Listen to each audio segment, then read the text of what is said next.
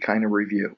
And if you remember, what we did was we said, if we have a normally distributed population and we create a histogram for that entire population, it basically is going to wind up looking kind of like a bell-shaped curve. And in fact, if we plot a very large population that is truly normally distributed, that's literally what it's going to look like. And we said to ourselves, well, we've discovered a relationship between the mean, which represents the middle of a population, the middle value for populations, and the standard deviation, which is a measure of how spread out the population is. We found a relationship that told us that between one standard deviation below the mean and one standard deviation above the mean, we have approximately 68% of the population. And between two standard deviations below and two standard deviations above, we have 95% of the population. And if we go as far out as three standard deviations above and below, we actually have captured 99.7% of the population, almost 100% of the population. Never really 100% because this is and mathematically this is asymptotic, so it never really quite gets to zero. So in practice, we actually can use this to kind of estimate what's the probability that we randomly select someone that's more than one has a blood pressure or some value that we're interested in that's more than one standard deviation below the mean or more than two standard deviations above the mean, and so on and so forth. We could use this empirical rule that we're looking at right now to estimate what that probability is or what that proportion of the population is, or in the case where it's not an even number of standard deviations, it's 1.2 or 2.1 or something like that, standard deviations above or below the mean, we can use the z-table, which gives us an area of the distribution that represents every z-score that we might have. The one that we really liked was the one, I believe, in Agresti, which had basically a proportion that showed the area to the left of the z value, the number of standard deviations from a -3 to a +3. It showed the proportion to the left in area. It gave it to us for every z-score from -3 standard deviations to +3 standard deviations. And we know the z-score is just simply the number of standard deviations. Okay, and we have a formula to calculate that if we really need it. Z is equal to the difference between the value you're interested in, x, and the mean, x minus mu, over the standard deviation, sigma. Okay, we're using those letters to x represents a particular individual, and mu and sigma represents population mean. We always use the Greek letters for the population mean and standard deviation. Well, now we're going to move on now, and we're going to start to take a look at, we never really have the population mean. That's something that's out of our grasp almost universally. So what we can get is we can take a sample, and that sample very frequently will give us a good estimate of what the population mean is. Just stands to reason. If we randomly select a single person, there's a good shot that they may not be anywhere near what the mean for that population is. For instance, if we're talking about height, average height is 5'9", and I randomly pick out someone out of the population, and they happen to be 5'2", well, I'm pretty far from the real mean of the population then. In that case, if I only take one random sample, I'd have to be pretty lucky to get exactly the mean. But if I take a larger sample, if I sample 5 people, well, it's not likely they're all going to be very short. Some of them will be tall, some of them will be short, some of them will be right near the mean, right? But since it's a random sample, I'm randomly picking these individuals out. When I take the 5 people and I average them, it stands to reason that the result that I get is going to be closer to the mean than just picking one person out. And also now, if I say to myself, well, instead of taking 5 people, how about if I take 25 people? Let's randomly sample them and get the average. I would expect that to be even closer to the mean, just by virtue of the fact that I've sampled so many people, and it would eliminate some of the influence of accidentally picking a couple of short people or a couple of tall people. Everything that makes sense so far? Okay, so the deal here is that we're really interested in knowing what the population mean is. That's out of our reach. We're never going to know it, for the most part. with very, very rare exceptions. But we can sample a population and come up with a sample mean, an estimate of the population mean.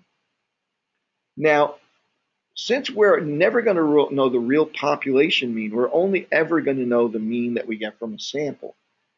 It's important to us to understand the dynamics of what happens when we take a sample.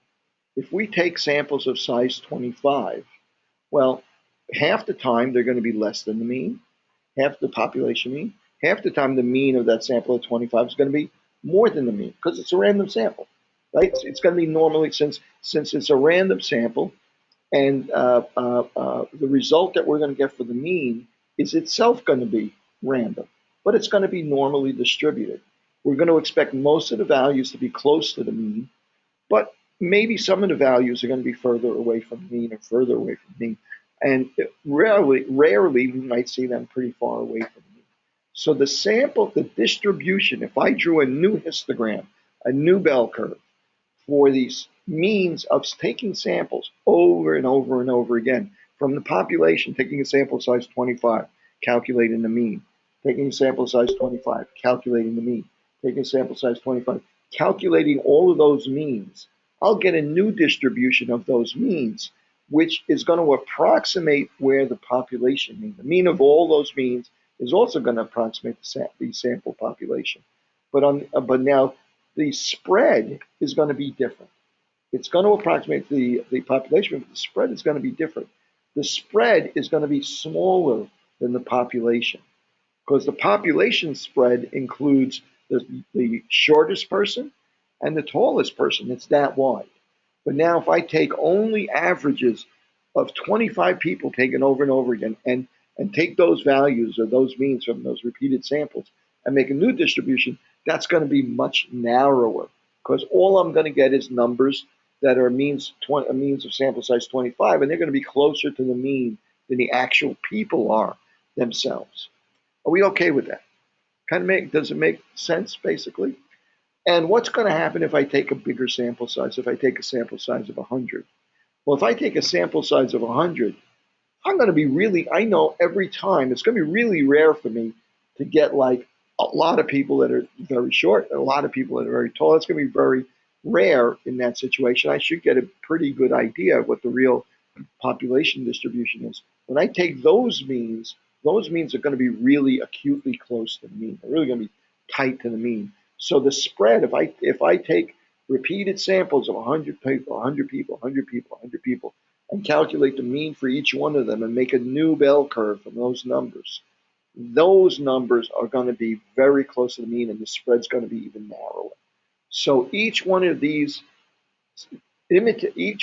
imaginary new distributions that I make, obviously Levi was talking about, oh, I wrote a program, it took 1,000. I don't think he really wrote a program. He's using that as a metaphor. Nobody's going to really do this 1,000 times, except us. We're going to be ridiculous, and we're going to do it kind of right now, not 1,000 times, so, right? That's an example. So the idea here is that you would see a certain property. So now this tells you something. This tells you if I take a sample of size 100, I have more confidence that I got a result that's close to the population mean than if I took a sample of size of 25. And that I have more confidence there than if I took a sample size of 5. So the sample size is gives me a measure of how confident I can be that I'm close to the real population mean. That's important because that's really what I'm interested in. I'm not interested in what the blood lead levels of the 25 children that I sample is. I'm interested in how that represents the real population that it's drawn from. That's really what I'm interested in. Okay, so we're going to do an exercise now. If we open up, there's a document on Blackboard called, what is it called and where is it now? It's a Word document. It's called probably session 5 something. Lab exercise 617. Mine says A only because I saved it a couple of times. Exercise 1, examining the central limit theorem. Don't worry about that word right now. Okay. Now, what I have here is a population.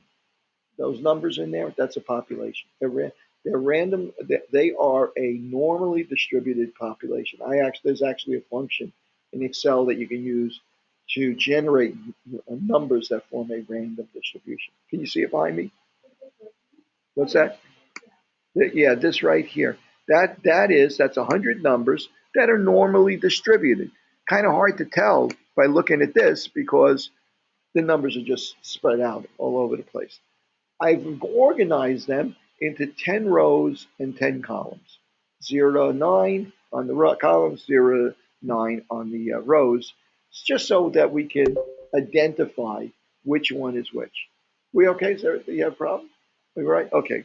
Just so I can identify if I want to refer to, if I ask you to look up row 2, column 4, row 2, column 4 is 45. Row 6, column 7 is 50. Okay, and Karen, the reason why we'll never know the actual population is because we're never going to have the resources to actually measure everybody in the population. For instance, if we're trying to examine whether people who smoke have a higher incidence of have higher blood pressure than people who don't smoke, we're never going to be able to sample either one of those populations, people who smoke or people who don't smoke. So it's just a resources issue. In fact, we do this. We know the real population mean for the number of children in every family in the United States because that's reported in the census. And that's the one place where we actually go and we actually do real counts. So we know that the average family in the United States has 2.13497 children. I'm making that number up, of course. But we know what the exact average is for the number of children. But that's a rare case. That's a census. That's literally a situation where we had the resources, the funding to actually calculate every one of those. But when I say never, I mean the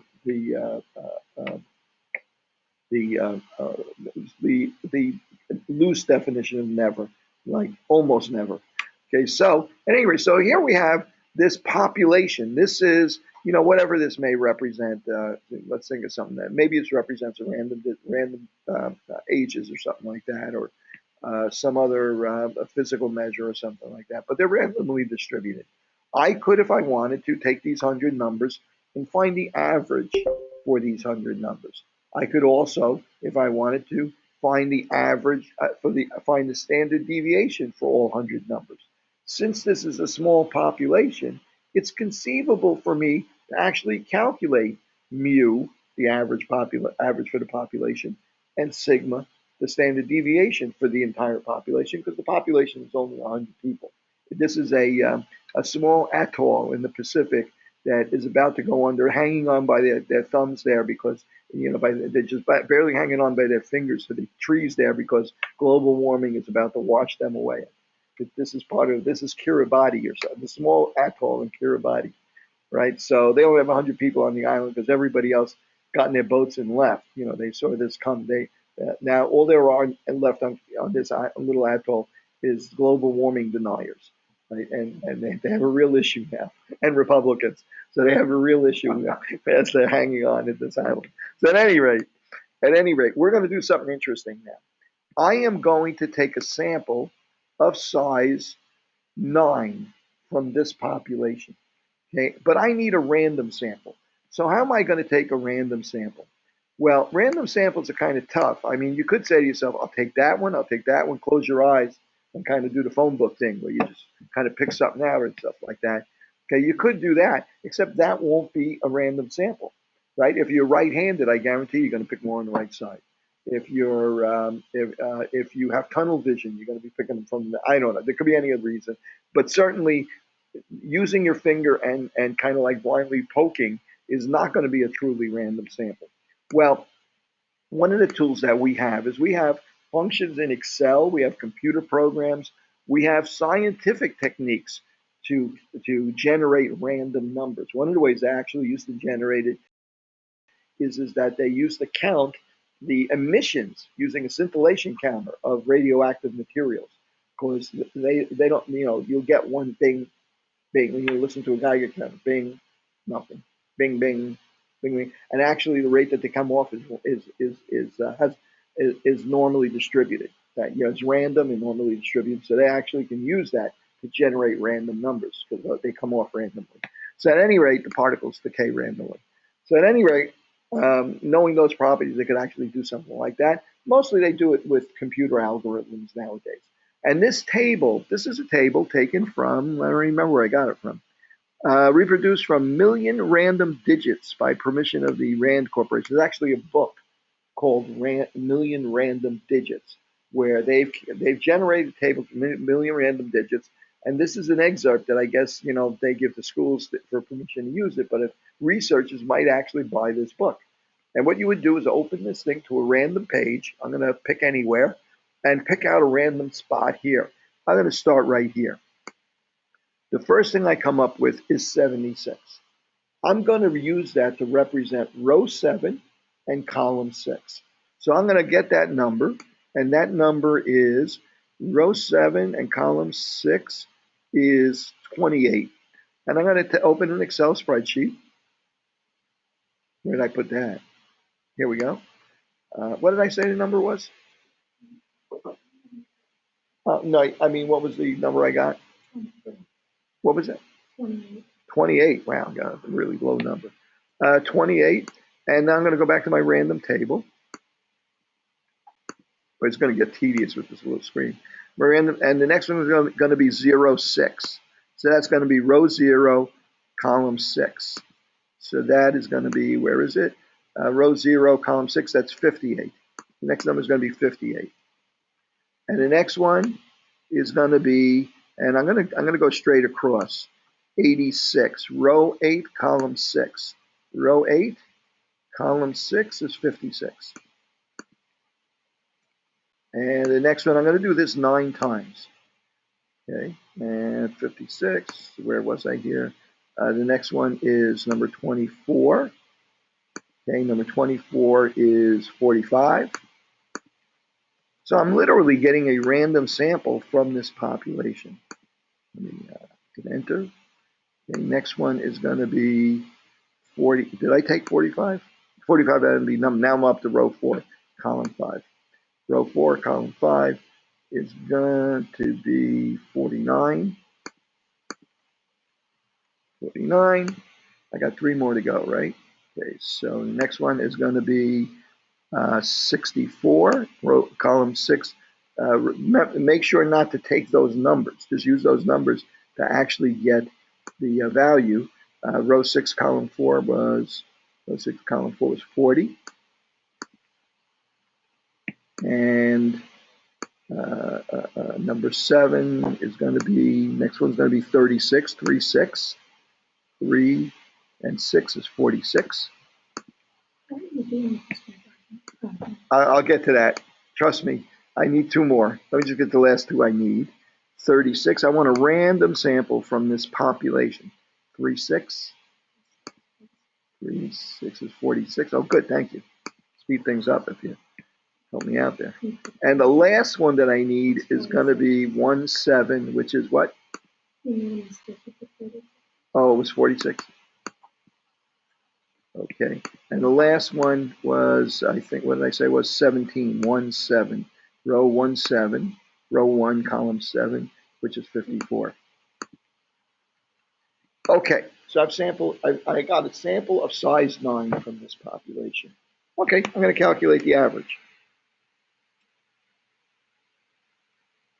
Okay, average. Okay, and the average for this population is, average for this sample, I'm sorry, that I got is about 47. Okay, now I'm going to ask each one of you to do the same thing. Randomly sample 9 numbers from this field of numbers using the random number table. Start wherever you want, not where I started, and come up with an average of those 9 numbers. Okay, and we'll see what we wind up getting. And you guys online should do that also. When I get a decent number of people responding, we'll proceed. You're confused. I'm confused. What are we doing? We're just selecting numbers by 2 and then looking them up. Right, exactly. We're using that random number table so that we can pick out. So we are randomly using that number table to help us select numbers from that field of numbers randomly. That's why we're doing that. Does that make sense to you guys now? Did you catch up on kind of why I'm doing this? Lorraine, Manu? Okay, okay. Tr- uh, Even if you're confused, trust me and do it anyway. Can I know? Are we just choosing it? We're not doing exactly what you just did, right? No, you're choosing your own number. Pick another spot. Anywhere you want. Start anywhere you want on that random number table. So now you're doing the same thing I did. You're using that random number table so that it tells you what place, which ones of those numbers, which one of those 9 numbers to select for your random sample. This is kind of what would happen if you had 100 people and somebody said to you, "Oh, we have 100 patients in this ward. We got to do a study, but we only want to sample 9 of them." Right? This is what you would do. You put the number. You wouldn't put the numbers into a hat and do like a lottery. Pull them out. You would probably more likely do something that's a little bit more replicable, like this. You would pull out a random number table and you'd assign a number to each patient, which is probably better anyway because you like to disguise identities and stuff like that. Assign a number to each patient, and if the first random number comes up to be 8-4, you would look up which patient is in row 8, column 4, and that person is in your study. So you're going to sample their value. Yes.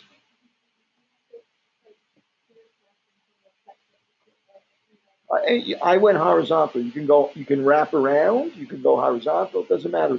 Any direction you go is going to be random because all these individual digits are randomly generated. Start anyway. Huh? Okay, take your time. Okay. Oh, I'm starting to get some results. Okay, so I'm gonna round these numbers off. I got a 47. Somebody else got a 53. I'm just rounding them off to make it a little more convenient. Okay, so as you do it, just post whatever number you get.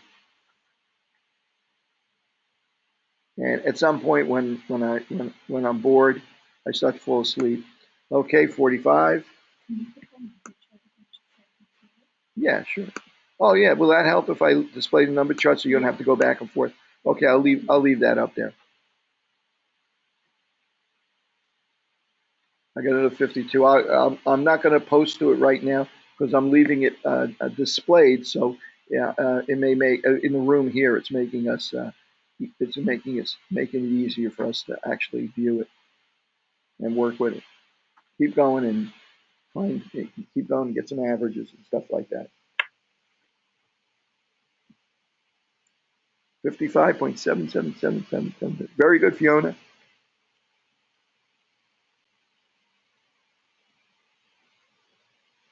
I'm taking the liberty of just rounding them off to 2 digits, just so we can make things move a little bit more smoothly. Okay, let me move this over here. Let me move this. I'll move this over so we can see them both. Matter of fact, let me put this here. Okay, let me see where these guys were.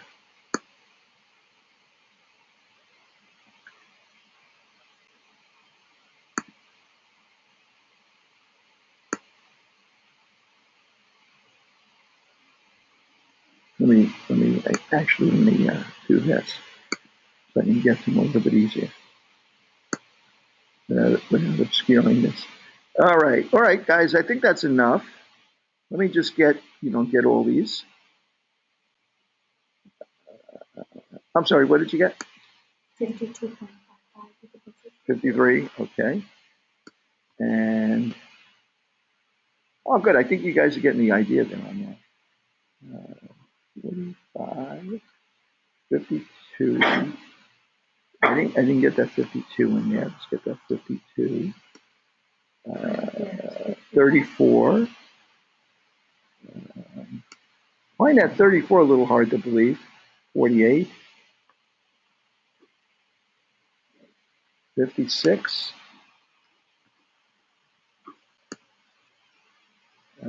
54, 45. Wow, we got a lot of these. Okay. Okay, that's good enough. Let's take a look at what we have now. So now we have one, two, three, four, five, 6, 7, 8, 9, 10 results for what was the sample size again? What is n equal to? Sample size here is equal to 9, right? Okay, the sample size that we're working with is 9. Oops, let me get that there. I'm going to cover that up again so we can see it. Okay, so now what I'm going to do is I'm going to take all of these numbers. Whoops. Oh my goodness. Oh no. Now, let me see if I have this. I should have this as an Excel file. I sure hope I do. Section 5.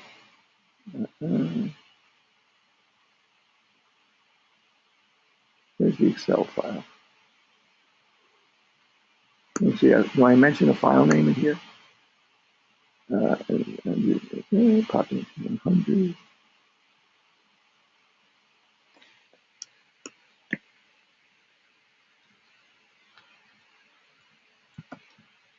They're applying this.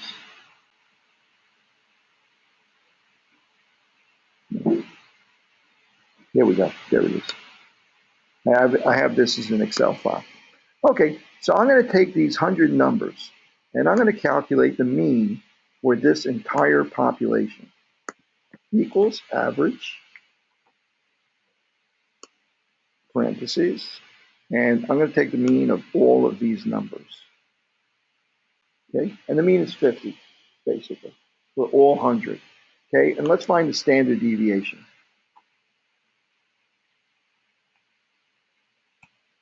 Okay, and the standard deviation is equal to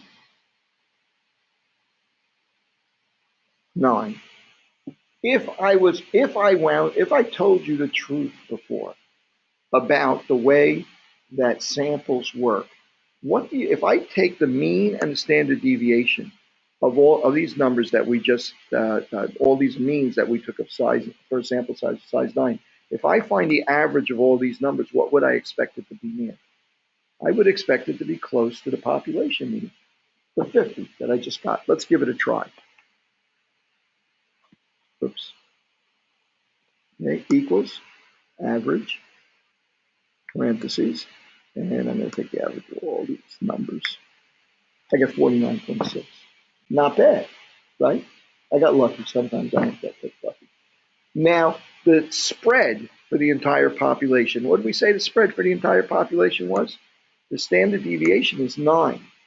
Since I'm taking this new distribution, which is just the means of all these individual values, all these means of sample size 9, would I expect the standard deviation to be smaller or bigger? Would I expect the numbers to be closer together or more spread out in the population? They're going to be closer together, right? So I'd expect the standard deviation to be smaller. Let's do it. Equals standard deviation, parentheses, and I'm going to take standard deviation of these numbers. Come on, let's see. Comes out to 6.5. It's narrower, it's tighter than the other one. We weren't quite that lucky with the standard deviation on these things.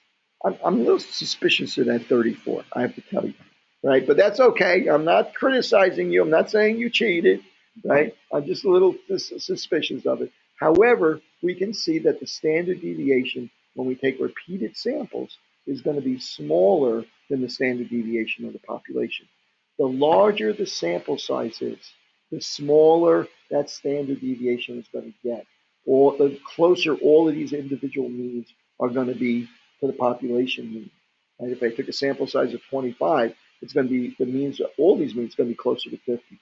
So when I take the means of all these means, they're even going to be even closer to 50. Yes. I'm sorry, say again.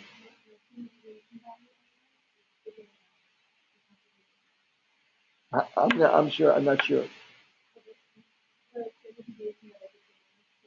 Oh, no. Hang on a second. The standard deviation for the individual samples is usually around the same as the standard deviation for the population. The standard deviation that I'm talking about, look up for a second. The standard deviation that I'm talking about is not the numbers that I took from the population. They're the means that everybody gave me for their particular sample. That's the standard deviation I'm talking about. You see the distinction there? In other words, somebody took a mean of nine, this is the average of 9 people from that population. This is the average of 9 people. This is the average of 9 people. This is the average of 9 people. And I took the average of all these averages. That's the mean that I'm looking at. That's the standard deviation that I'm looking at, right? This is just people from the sample. That's individual people from the sample. The average here can be much more variable because it's just a single sample. But these approximate the mean of the population, but they're not as spread out as these numbers are. Yes. So what's more accurate is the sampling distribution. Correct? Well, it's actually it's different. It's not more accurate. It's different, right? Why am I doing this? The reason why I'm doing this is because I want to understand how samples act.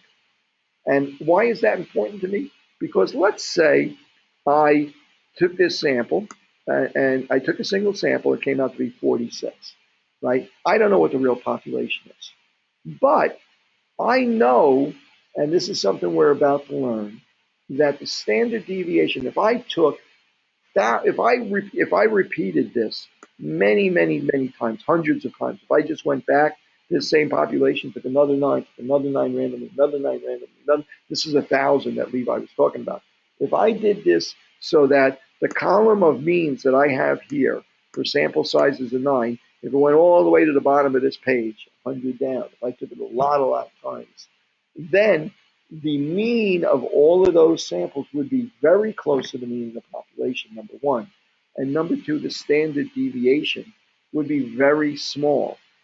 We can actually predict that the standard deviation of repeated samples is going to be equal to, or the spread of these repeated samples is going to be equal to the standard deviation of the population, which was 9, divided by the square root of the sample size, right? So if I did this many times, then all of these numbers, these repeated means, are going to tell us not only approximately where the mean of the population is, but it's also going to tell me how likely that I would get a value far below the mean or far above the mean. So in other words, if I took a sample size of 9, then theoretically, the population mean would be, I'm going to round it off, would be 50.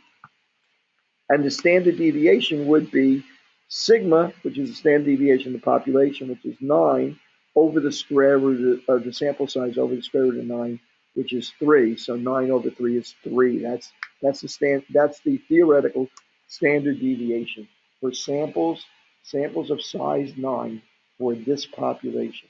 Well, what does that tell me? That tells me if I take a sample of size 9, right? Then I did it over and over again. Then I could say, I know that thing about that idea that if I take if I take a sample over and over again, or if I sample something over and over again, that I'm 95% certain that I'll be within 2 standard deviations of the real mean. You can use this information to say to yourself, well, I think the mean is 50, right? But now I know that the standard deviation is 3. I'm thinking that since the standard deviation is 3, I'm thinking I'm 95% sure that the true mean has to be, with 95% certainty, has to be between 2 standard deviations below, which would be 44, and 2 standard deviations, which would be 56. That's only a little bit more help, but it helps us quantify our level of certainty. That's why we're doing this. We want to be able to quantify how confident we can be in whether our sample tells us the real mean or not. That range is called a confidence interval. You can use the sample standard deviation and what you know about distributions, about the z-table, and about the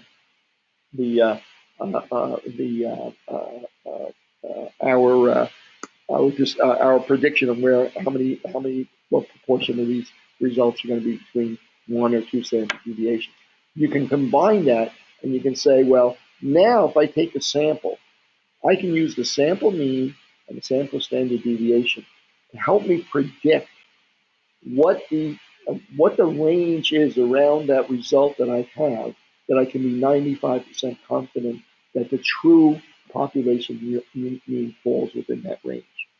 It's nice to be able to just take a random sample, take a mean, but now you have a way to predict for yourself what the likelihood is that within this range you can be confident that you captured the mean. Okay, since you can't know the real mean, at least now you know the range that it's most likely in. You can't ever depend on just one sample to give you the mean. Could be very low, could be very high, but at least now you have a way to quantify what your certainty is. Okay, that is called the confidence interval, and we're going to use that in a few cases. Okay, let's stop for a second and talk. See what I'm sure that there's going to be some questions about this. First one. I'm a little bit confused because I understand. That's good. Confusing at this stage, confusion is to be accepted. It's expected. If nobody's confused, I'd have a problem with that. Yes. So I understand what you're saying about taking the average of the means of all the samples. Yes. But how did you? And I understand what you mean by confidence interval. But what did you mean when you said you can guess it through that? Can you repeat that? Like, what do you mean when you're saying the average of those sample means? How can you determine that 95% confidence interval? Well, Can you like pull that? I'm sorry, the document so I can see your Excel spreadsheet. So you just said you could almost with 95% confidence say that the population mean. Well, I know the population standard deviation is 9. What I'm saying is if you know the population standard deviation, mathematically, you can predict that the standard deviation for all of your samples is going to be the population standard deviation divided by the square root of the sample size. So if we took a sample size of 25, it would be 9 divided by 5. It would be approximately 2. It would be narrower standard deviation of these repeated samples. Okay, and if we took a sample size of 100, it would be 9 over 10. But don't worry about that yet. And to be honest with you, you don't have to have 100% grasp on why this is happening. It's more important for the time being that you have an idea of how to apply this. Okay, and as we go forward, it'll start to fill in for you. It'll start to make some sense to you. Let me confuse the guys. I've confused you guys enough. I want to try the guys online, see how much you're confusing them. Okay, so large sample, but typically you know the population standard deviation. No, typically you would not know the population standard deviation, but something interesting is about to happen. For the next week or two, we're going to make believe that we know the population standard deviation. Why are we going to do that? Because the only way that we can know mathematically what the true spread of the sample distributions are is by knowing the population standard deviation, so I can divide it by the square root of the sample size to give me that number, that standard deviation. We give that a special name. That standard deviation for the repeated sample means is called the standard error of the means.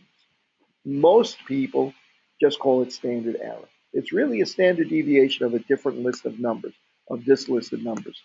But we give it a special name, even though it is just another standard deviation. We call it standard error. So you have standard deviation for the population, you have standard error for this distribution of these samples. So let's put aside our confusion about whatever trepidation we have about this for the moment, and let's try and put this to work a little bit. Let's go back to this document. Okay, let me get to it. Wow, what a mess I got here. Okay, let me see. Let me get this stuff out of the way. I'm not going to do that for the moment. Okay, and I'm going to minimize that. I'm going to keep this around because I may be using this. And I don't need a random number table anymore. But, okay, and I don't need that. Okay, and now I lost the document I was working on. Where is this? Is that it? There it is. I think that's it. There we go. Okay, let me blow it up just a little bit more. Okay, random number there. This is our exercise we just went to. Okay, normal distribution and the use of the z-table. We kind of just did that, right? We kind of went through that exercise where we just kind of reviewed how to use our rules about the standard deviation. This idea about the spread of repeated samples being narrower than the original population, and the idea that it's also normally distributed, that's called the central limit theorem. Okay, that's this whole idea of doing this, using this relationship between the population and samples from that population of the same size repeatedly. That's called central limit theorem. And in fact, it's kind of a cool idea because even if the original population is not normally distributed, it's skewed, maybe it's salaries or something like that, since you're randomly selecting people from this skewed population, when you take those means and create a new distribution from all of those means repeatedly, the new distribution is now normally distributed. The results of all the means is normally distributed, which is kind of cool. You can create this normal distribution from this population that in the beginning may not be normally distributed, completely normally distributed. That really helps because it helps us in justifying some of the statistical processes that we're going to be working with. Okay, so let's take a look at this.